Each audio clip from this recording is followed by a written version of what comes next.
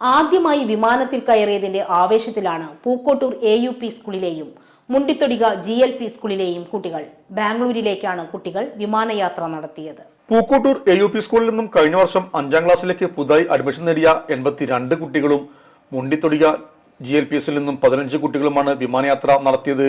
പൂക്കോട്ടൂരിൽ നിന്നും 2 ബസ്സുകളിലായി നെടുമ്പാശ്ശേരിയിലേക്ക് 77 പേരും കണ്ണൂർ എയർപോർട്ടിലേക്ക് 20 പേരും എത്തിയാണ് യാത്ര നടത്തിയത്.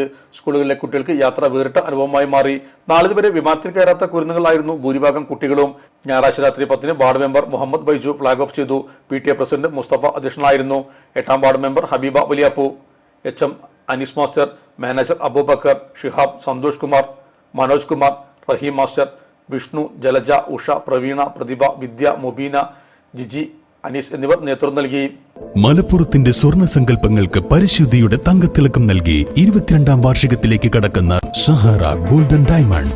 ഏറ്റവും പുതിയ മോഡലിൽ ലൈറ്റ് വെയ്റ്റ് ആഭരണങ്ങൾ, ആന്റിക് ബ്രൈഡൽ ആഭരണങ്ങൾ, ഡയമണ്ട് ആഭരണങ്ങൾ കൂടാതെ 18 കാരറ്റ് ആഭരണങ്ങളുടെയും റോസ് ഗോൾഡ് ആഭരണങ്ങളുടെയും അത്യപൂർവ കളക്ഷൻസ്. വിവാഹ പാർട്ടികൾക്ക് പ്രത്യേക ആനുകൂല്യം, വിശാലമായ പാർക്കിംഗ് സൗകര്യം.